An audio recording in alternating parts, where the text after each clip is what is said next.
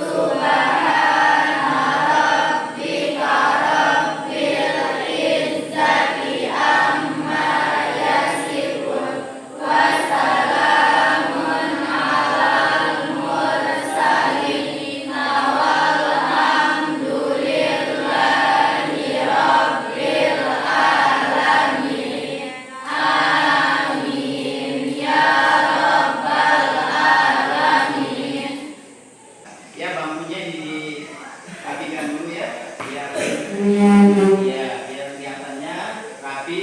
Kalau kalian rapi, nyaman, maka pembelajaran itu cepat akan masuk ya. Kita capek ya.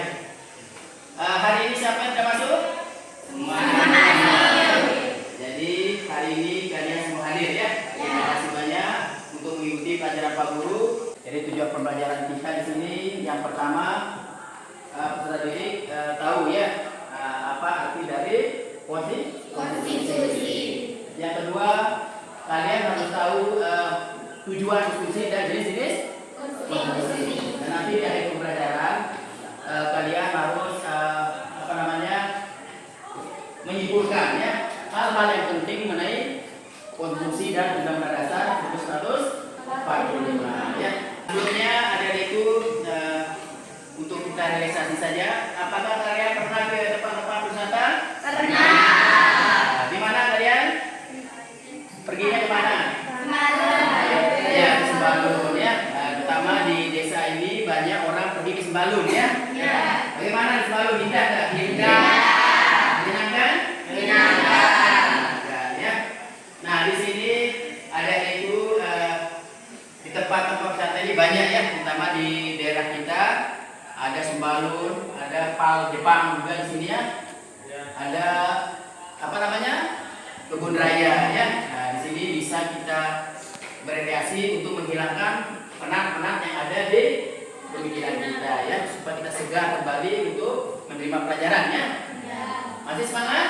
Masih. Baik anak-anakku, sebelumnya kita akan lihat dulu poin yang Pak Guru buat. Jadi setiap negara itu harus mempunyai aturan konstitusi ya. Jadi kalau setiap negara tidak mempunyai undang-undang ya atau aturan, maka hidupnya akan bagaimana? Tidak teratur ya. Hidupnya tidak akan teratur. Kayak orang yang di suatu rumah tangga dia tidak mempunyai aturan, maka semua orang akan masuk ya. Ya akan kacau ya. Begitu juga suatu negara ya. Jadi makanya perlu adanya konstitusi. Perlu lanjutkan lagi.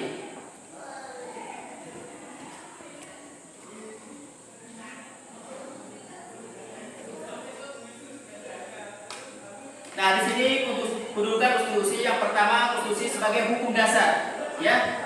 Jadi konstitusi itu adalah hukum yang utama ya. Yaitu semua dasarnya adalah Undang-Undang Dasar 1945 ya. Yang kedua, konstitusi sebagai hukum tertinggi.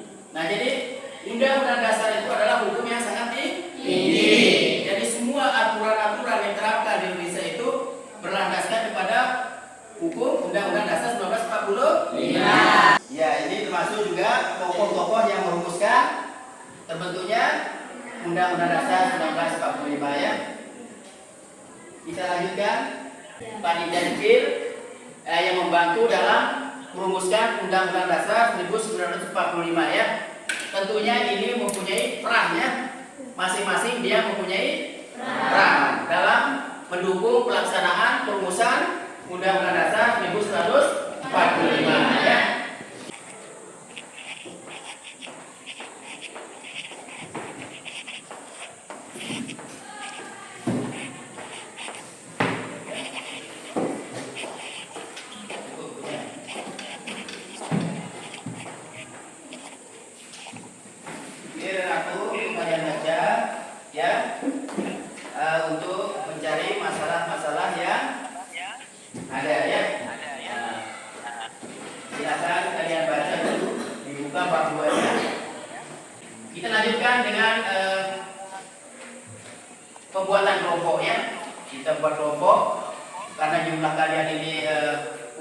30. Maka kita buat kelompok ya.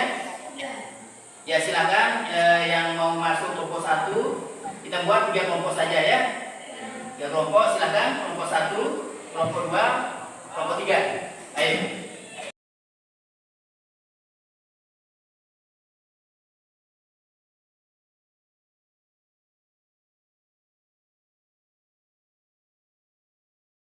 Silakan, masalah apa yang kita angkat di sini? Silakan.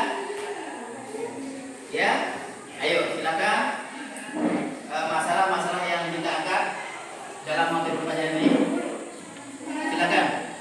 Panitia dan apa yang latar belakangi terciptanya perumusan Undang-Undang Dasar 1945. Ya, di sini masalah yang kita angkat adalah peran daripada tokoh-tokoh perumus Undang-Undang Dasar 45 dan apa yang melatar belakangi perumusan Undang-Undang Dasar 1945 ya. Silakan kalian kerjakan kerjasama sama kelompoknya untuk mengatasi masalah yang akan kita selesaikan ya. Silakan ya.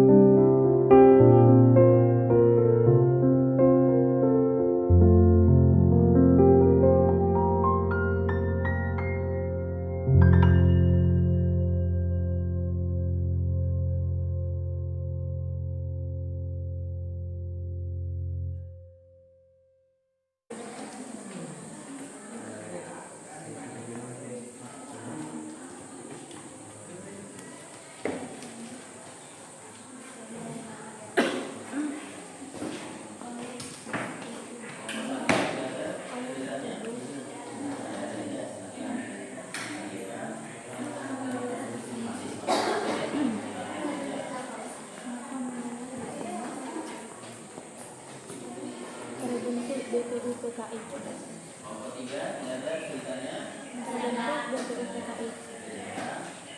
Terbentuk BPU PKI.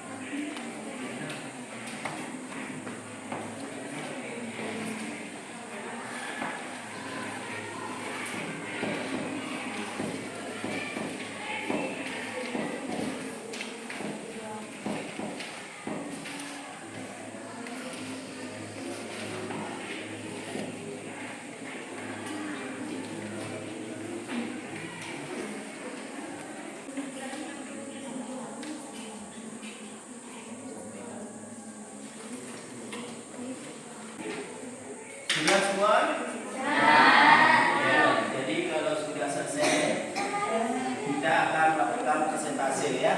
Jadi setiap kelompok mewakili kelompoknya untuk mempresentasikan hasil kerjanya ya. Nah, jadi kita mulai dulu ke kelompok 1 ya, kelompok 2. Siapa yang siap dulu? Kelompok 1. Ya. Jadi kita berurutan saja ya. Kelompok 1, kelompok 2 dan kelompok 3 ya. Nah, jadi kalau sudah temannya menyampaikan presentasinya, silakan ditanggapi ya. Nah, kira-kira apa yang ada kekurangan temannya bisa disampaikan atau bertanya kepada temannya yang melakukan presentasi ya. Assalamualaikum warahmatullahi wabarakatuh. Waalaikumsalam warahmatullahi wabarakatuh. Baik, di sini saya akan menyampaikan hasil diskusi kelompok kami.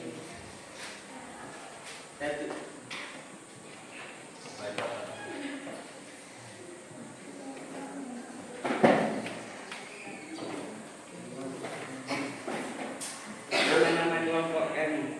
Ya. 1. Patiran Menjaga. 2. Jihadul Khair. 3. Ahmad Farid Surati. 4. Adrian Saputra. 5. Dania Seri Ayu. 6. Rita Rubiani. 7. Eva Yunia. 8. Era Fazira.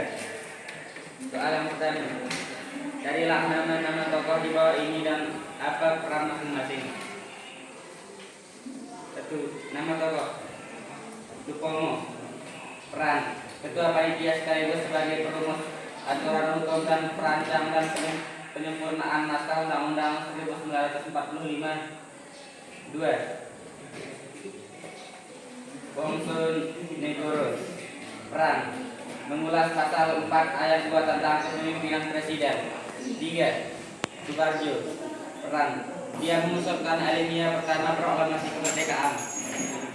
Soal yang kedua, apa yang melatar belakangi perumusan Undang-Undang 1945? Yang melatar belakangi perumusan Undang-Undang 1945 terjadi karena dampak dari kekalahan Jepang dari sekutu pada Perang Dunia Kedua, di mana Jepang memberikan janji kemerdekaan untuk menarik simpati bangsa Indonesia agar bersedia membantu Jepang terdesak dan terancam oleh sekutu, maka mulailah terbentuknya BPUPKI. Ya, jadi itu hasil kelompok ya, kelompok 1. Silakan ditanggapi kelompok yang lain atau memberikan masukan kepada kelompok 1 tentang hasilnya. Silakan kelompok 2. Silakan. Ya. Kita kan tahu bahwa konstitusi di Indonesia itu adalah Undang-Undang Dasar 1945 yang dirumuskan oleh para tokoh sejak sebelum bahkan sesudah kemerdekaan. Nah, pertanyaan saya di sini, mengapa setelah kemerdekaan itu sangat diperlukan konstitusi berupa Undang-Undang Dasar 1945 di Indonesia ini? Saya dijawab ya. Iya. Ya, silakan ya dijawab. Ya, apa menurut kalian konstitusi, kenapa perlu konstitusi di wilayah Indonesia ini ya? Nah, itu pertanyaannya. Silakan.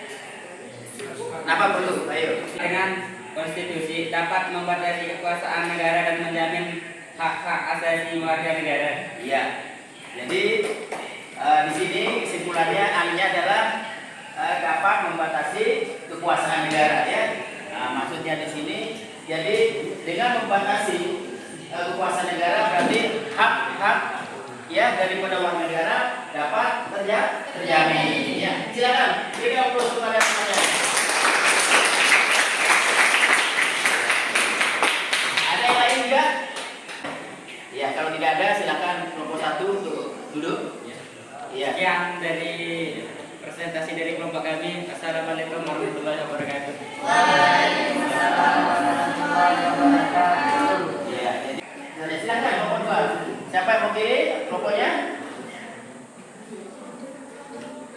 Ya. Assalamualaikum warahmatullahi wabarakatuh. Waalaikumsalam warahmatullahi wabarakatuh. Saya mewakili kelompok 2 ingin mempresentasikan hasil diskusi kami tentang perumusan undang-undang peran nama tokoh Marulis. Perannya, tugasnya masuk dalam panitia perencanaan ekonomi dan keuangan. Panji Sidi. Perannya menyusun pembukaan dan batang tubuh Undang-Undang Dasar 1945.